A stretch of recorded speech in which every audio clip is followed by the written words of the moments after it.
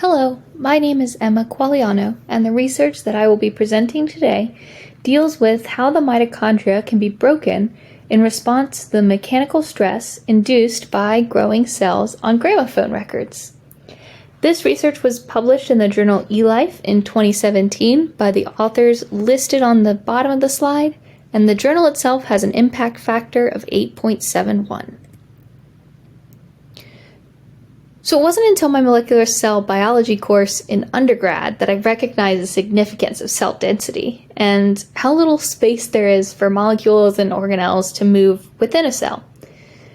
So a method to measure the density of the cell was published in 2011. And before this, scientists relied on buoyant force to move cells to a specific location where the density of the cell's surroundings were closest to the density of the cell. This, however, took forever and didn't account for the variability between cells. So, instead of waiting to find out what the buoyancy value was, researchers put cells in multiple fluids, and these fluids had different densities, and so they plotted the buoyant mass of each, which really shortened the amount of time that it took. And understanding how dense the cell is pretty critical and relevant to the mitochondria, because unlike the pod-like shape we showed our students in their textbooks, mitochondria are actually reticular, so they extend throughout the cell and are interconnected. So with the cells being so densely packed on the inside, something is going to have to give way to allow for transport and movement. Previous research has highlighted mitochondrial fission events, where mitochondria break apart, and the process was revealed to involve a protein called dynamin-related protein, or DRP1.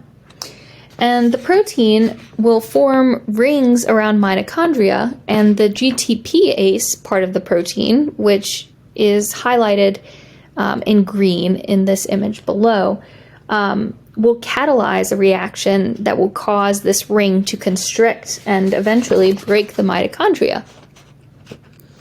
So while mitochondrial fission had been studied prior to this paper, the research focused mostly on the biochemical activities and the biochemical causes of fission events. The physical or mechanical causes of mitochondrial fission had not been studied in detail. Their hypothesis was the following: if cells grow over a ledge, they will experience constriction along the edge of that ledge, and the constriction will trigger a fission event in the mitochondria. So I added a method slide just because the terminology of ledge and edge kind of confused me a little bit. But this is what they called the ledge-edge-groove method. You can see that the ledge is this top part that the cell is resting on, and the groove is this dip in the middle. The edge I have noted by this triangle, and it's just the turning point between the ledge and the groove. So when the cells are grown between or inside a tissue, they're not in isolation.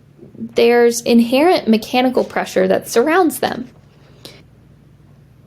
This mechanical pressure we simulate using the ledge, edge, and groove method, and we actually have ledges, edges, and grooves in gramophone records, which is what the research used. So with these results, I want to first talk about what the color coding indicates. When we see green fluorescent tagging, that implies that we're looking at mitochondria on the ledge, so that upper part. Yellow would be the mitochondria right on the edge, and then the red is mitochondria that is in the groove, or that are in the groove, excuse me. So that is what our green, yellow, and red represent, and the authors added a dotted or dashed line on the figure to represent the edge of the gramophone record. So that line between the ledge, that upper part, and the groove. If you see mitochondria stained yellow, it means that those mitochondria have remained intact across the edge. This was seen especially in two of the groups.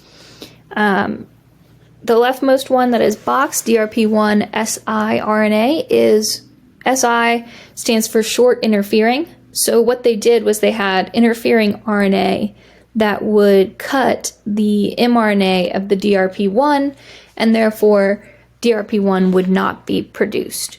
So without that DRP1, you don't have mitochondrial fission events, and therefore you see more mitochondria on the edge.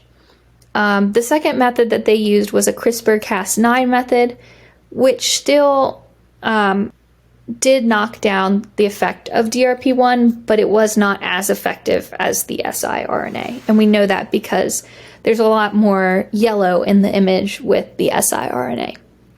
But what's really relevant here is that the wild type, where we do have DRP1 functioning, the researchers found that there was complete mitochondrial division in about 80% of those cells, which is why we really don't see a whole lot of yellow there. So the study also used time-lapse microscopy to show how these mitochondria were responding to the edge specifically. And at the bottom is a lot of like individual case examples. So where you see the blue arrows, that's all the mitochondria before a fission event. And then the yellow just indicates what it looks like after the fission event. But what I really want you to take note of is this time here. So they started the microscopy at time 0, and at 11 minutes, that was when they really saw that edge fully devoid of mitochondria. So this implication is that DRP is being used, but it has to be recruited. It's not an instantaneous process. And when DRP is recruited, it's being recruited to the edge mitochondria, not really the ledge or the groove mitochondria. So this research supports the idea of DRP1 being necessary for mitochondrial fission, but the time-lapse microscopy indicates that even in the cells that were of the wild type, DRP1 wasn't already there at time 0. In other sections of the study, the authors indicate a potential internal protein they call the mitochondrial fission factor, which they abbreviate MFF, that works as a mechanosensor to recruit DRP1.